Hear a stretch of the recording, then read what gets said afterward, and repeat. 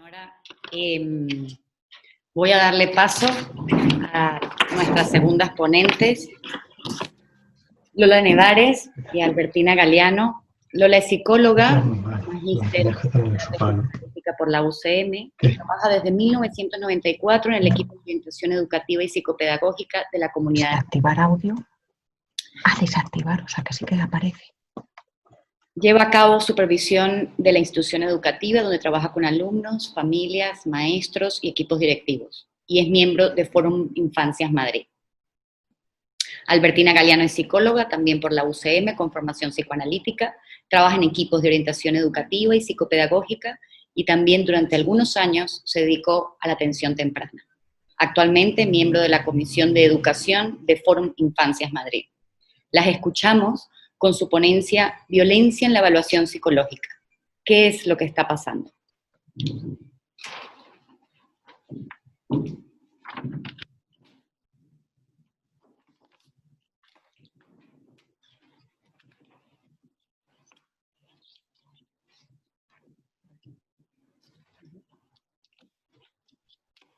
Bueno, buenos días.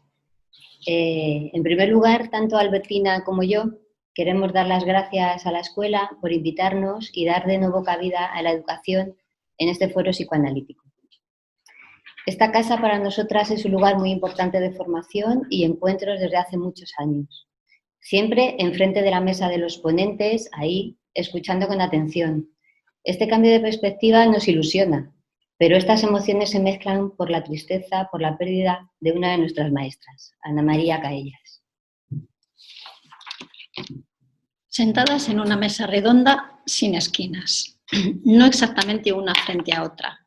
Yo la miro a ella y ella a la pared.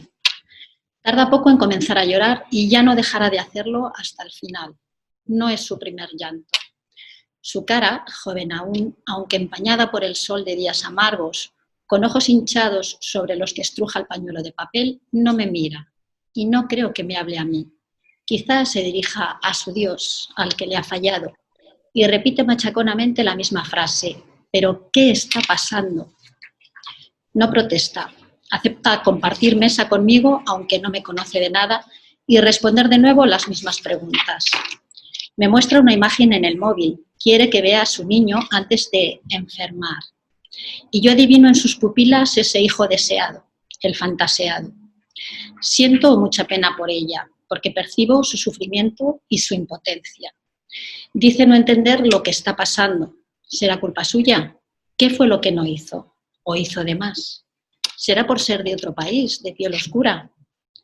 Me habla de ventanillas y puertas cerradas, de esperas interminables, de personas que gesticulan y a las que no entiende, de burocracias retorcidas y procedimientos perversos que escapan a su competencia.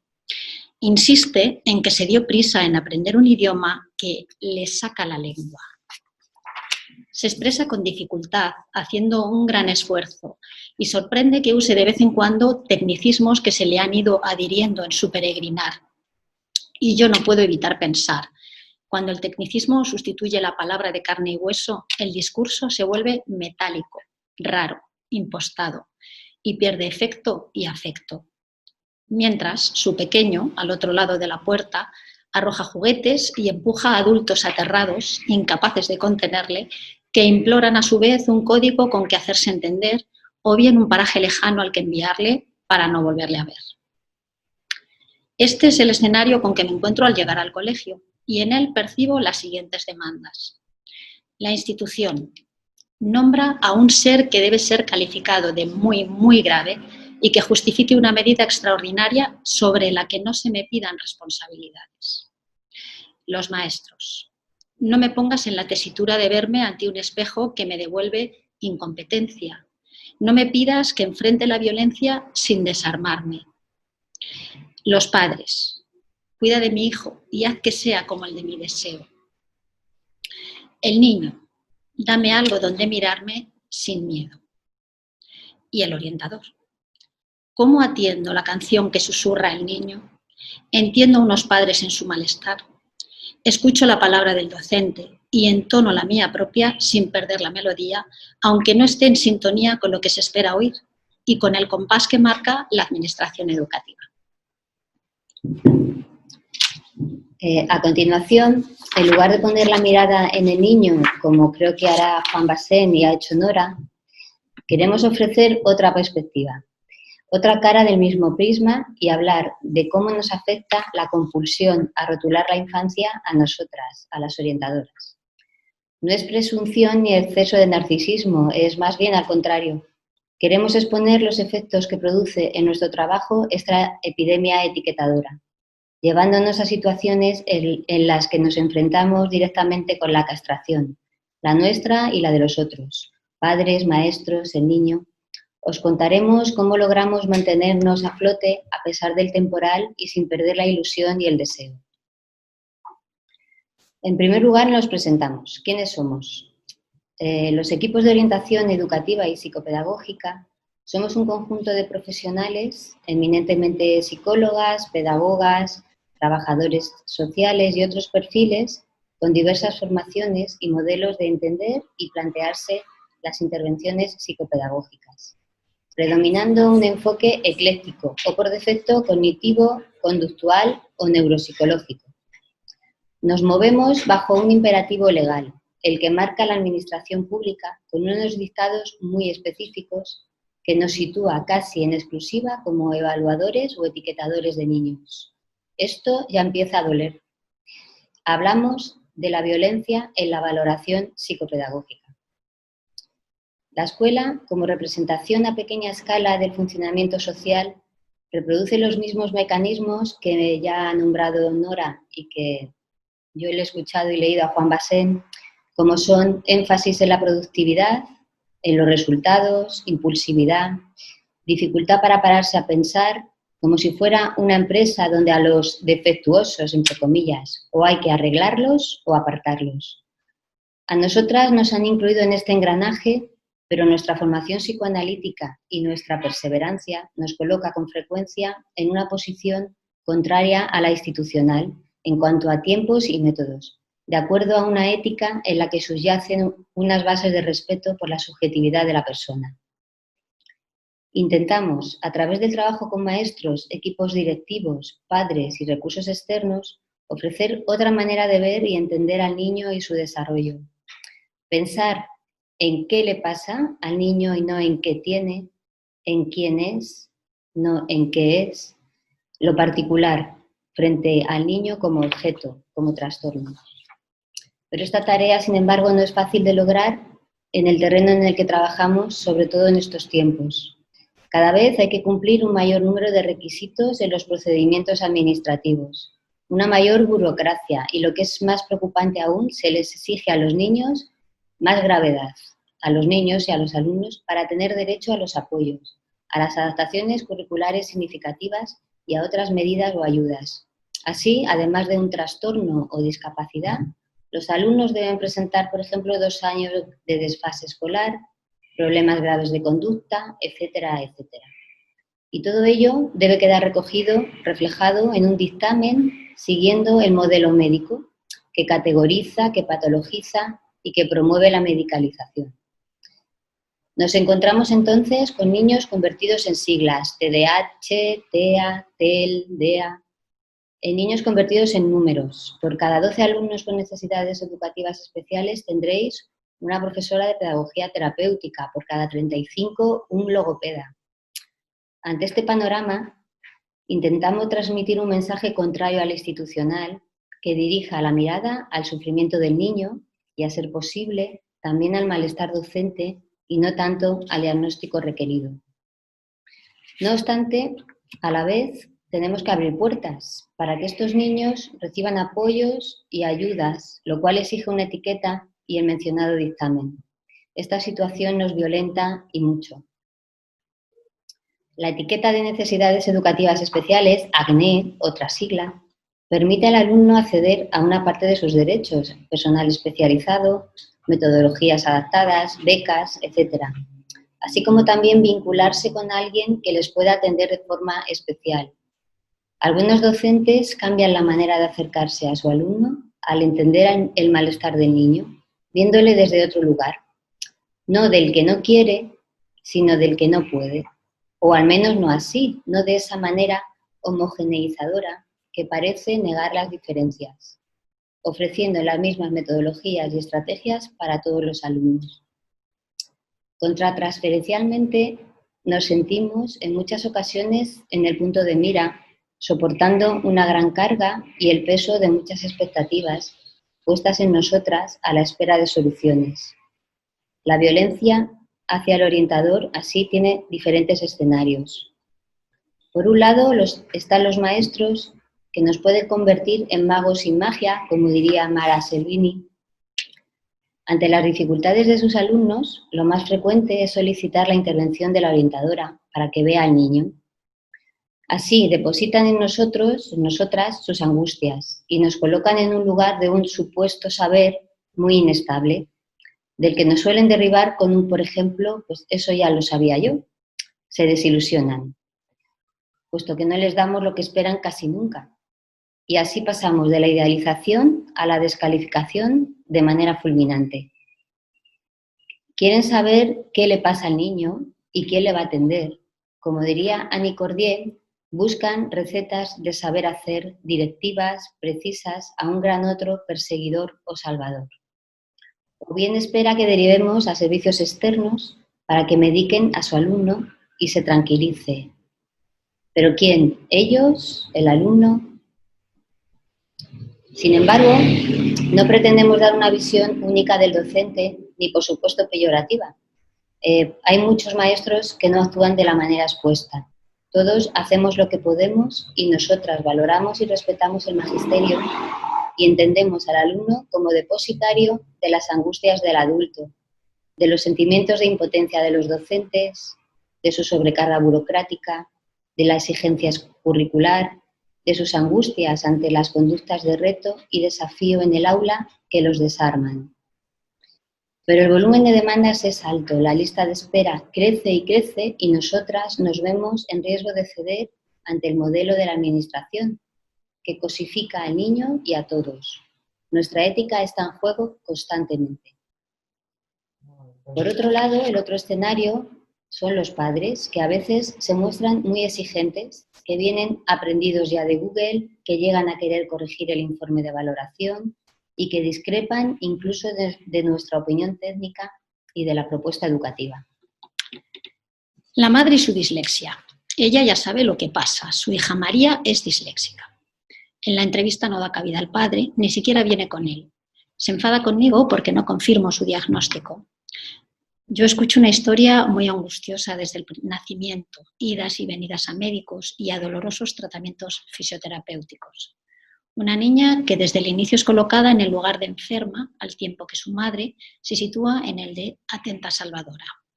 Esto recuerda mucho a Maud Manonet, el niño retardado, y su madre. Altas capacidades. Otra madre a la que defraudamos al no otorgar la ansiada etiqueta.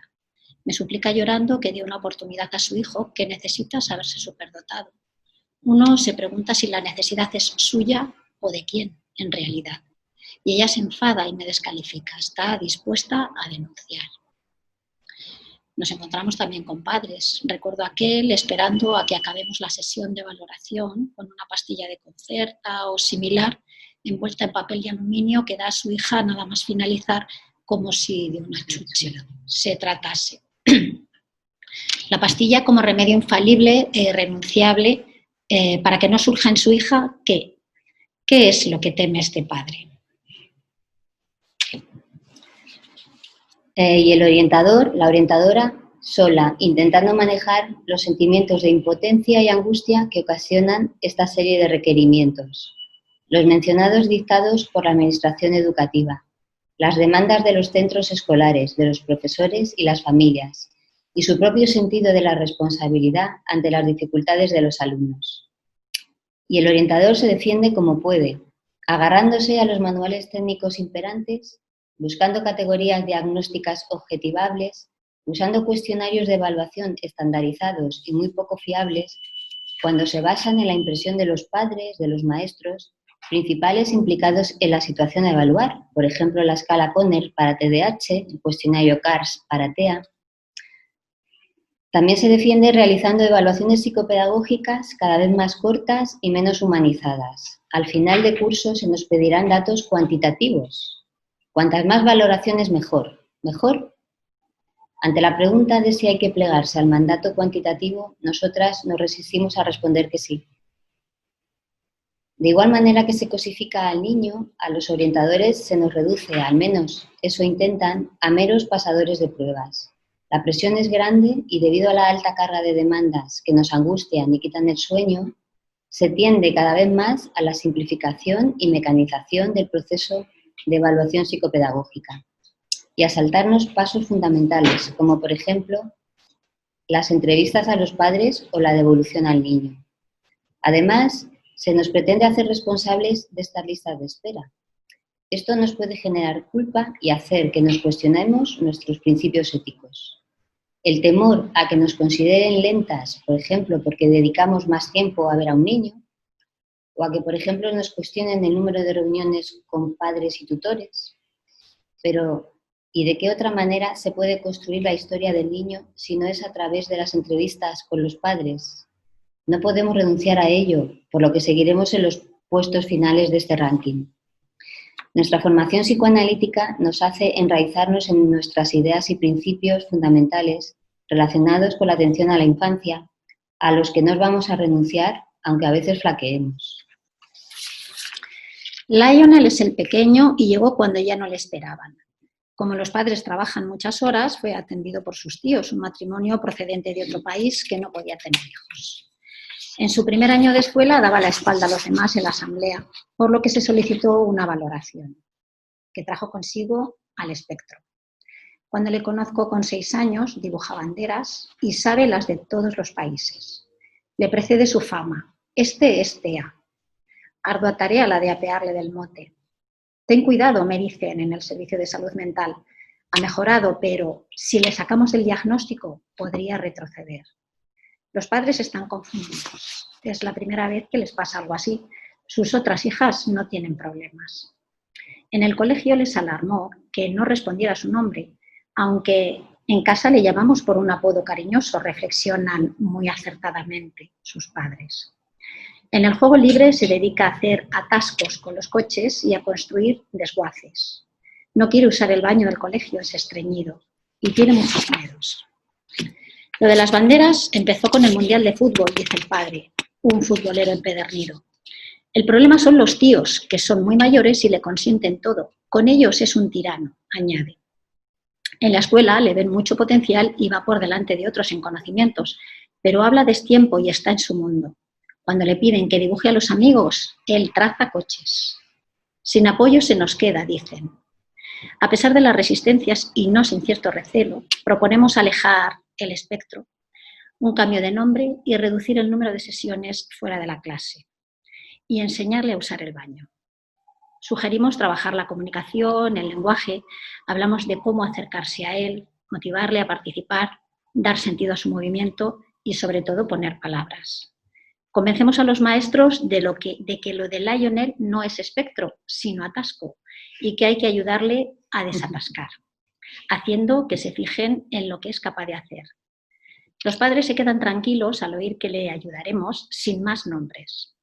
Curiosamente, al cambiar de curso, parece que el espectro se va alejando y se comienzan a ver los avances de Lionel desde otra perspectiva. Todo sería muy diferente si nuestra intervención hubiera partido del cuestionario para la detección del autismo, que cual interrogatorio policial hubiera ido confirmando una a una las hipótesis que hubieran ido arrinconando a Lionel en un banquillo de incomunicación. De esta otra manera, los miedos van desapareciendo. Los de Lionel, los de los maestros y los de sus padres. Y es que no se puede negar que los espectros a cualquiera nos asustan. No hay duda de que los diagnósticos de la infancia se escriben a lápiz. Esta frase de Gisela Unto-Inglis la usamos muy a menudo con padres y docentes para abordar las ansiedades y angustias sobre el pronóstico de sus hijos y de sus alumnos. Así, tanto nosotras como otras compañeras de otras formaciones distintas, pero parecidas inquietudes, insistimos en un proceso evaluador, subjetivo y respetuoso con el niño y con las familias. Sin embargo, nuestro propio análisis y la supervisión de la institución y de los casos nos permite mantenernos estables incluso en días de tormenta. Todo ello con un encuadre muy limitado si lo comparamos con el modelo de psicodiagnóstico clínico que, por ejemplo, AEBNA divulga aquí desde hace años, modelo que Ana María Caellas nos transmitió desde el inicio con rigurosidad y coherencia. Nosotras no renunciamos a su esencia y hacemos lo imposible por mantener y asegurar una atención adecuada a las familias, una entrevista inicial y otra de devolución al menos. Nuestro mayor tesoro es persistir en la devolución al niño. Aunque os parezca increíble, esta parte tan importante del proceso se obvia, si bien nosotras, transgresoras, persistimos en ello. La única salida, a nuestro parecer, es el encuentro, hablar entre nosotros, entre nosotras, escucharnos, tanto orientadoras, maestros, maestras, equipos directivos, padres, psicoanalistas, etc. Aunque no es tarea fácil, a pesar de las exigencias, no renunciamos a subjetivar, a humanizar cada demanda y cada evaluación psicopedagógica y a entender a la institución. Pero estamos en una situación muy complicada dentro de este sistema que nos exige etiquetar.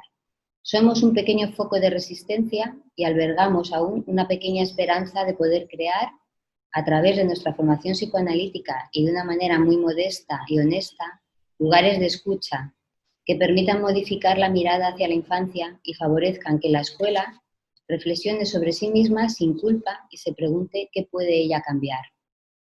Desde este lugar tan importante para nosotras, en el que hoy estamos, AEBNA, desearíamos que hubiera más voces que partieran del psicoanálisis y llegaran a la educación. Compartimos con Gisela de nuevo, entre otros, la idea de que el psicoanálisis tiene que salir de sus trincheras. Entre nosotras, estas ideas se van gestando desde hace tiempo a través de conversaciones y supervisiones con profesionales como Francisca Carrasco, Curra, Estela Arriagada, como ella misma dice, la escuela al diván, que supondría llevar a los tutores a que se hagan preguntas, a que se acerquen a lo que el niño siente. Pero también el diván a la escuela, que el psicoanálisis entre en la institución escolar y se deje oír, que se haga visible o más visible. La creación del Fórum Infancia en Madrid y Aragón, hermanos de la de Argentina, esta mesa y otras iniciativas de esta casa, nos anima. No perdamos la ilusión. Nos reclaman urgentemente de un colegio de barrio multiétnico y multicultural. Quieren nuestra aprobación a la última medida que se les ha ocurrido ante las dificultades conductuales de sus alumnos. Van a elaborar un listado de alumnos candidatos a asistir a un aula especial en los momentos de descontrol. Es un aula de desahogo momentáneo. Insisten en que no es un aula de castigo. Cuando les hacemos ver que tiene bastante riesgo preseleccionar de esta forma a los alumnos, por el etiquetado que supone, ellos se lamentan de la inexistencia de otras estrategias, después de haberlo probado todo. Se nos ocurre una medida disuasoria, sobre todo por ganar tiempo. Tengamos una reunión con los tutores por niveles educativos. Ante nuestra sorpresa, acceden. A priori, el objetivo es hablar de niños problema con nombres y apellidos. Sin embargo, tras cada nombre indagamos. ¿Cómo son sus padres, sus hermanos? ¿Qué notas saca? ¿Desde cuándo se porta mal? Ampliando el campo de la foto, insistiendo en que en vez de un retrato nos muestren una panorámica. Vamos acordando posibles actuaciones y sugiriendo otras posibilidades de acción en el aula, otros tonos en la voz al dirigirse a ellos, otras maneras de no entrar en sus provocaciones, pensar en por qué con otros profesores se portan mejor, indagar en el caso a caso. Cada uno tiene más de lo que en un inicio pudiera parecer. Finaliza la reunión sin lista, por fortuna. Al acabar la mañana se nos agradece el trabajo, al percibir otros puntos de vista y encontrar otras opciones menos rígidas de actuar. Agenda en mano se acuerda la siguiente cita, la siguiente reunión, y nosotras respiramos aliviadas por el momento. Es fundamental que alguien haya prestado oídos a una angustia que a priori puede parecer expulsiva, si bien también se puede entender como un síntoma institucional a trabajar. Y ahí entra la escucha psicoanalítica en la escuela. Utilizando las palabras de Recalcati, llevar a la escuela el amor por el síntoma, por el punto más anárquico de la vida. Y hasta aquí nuestra exposición. Muchas gracias.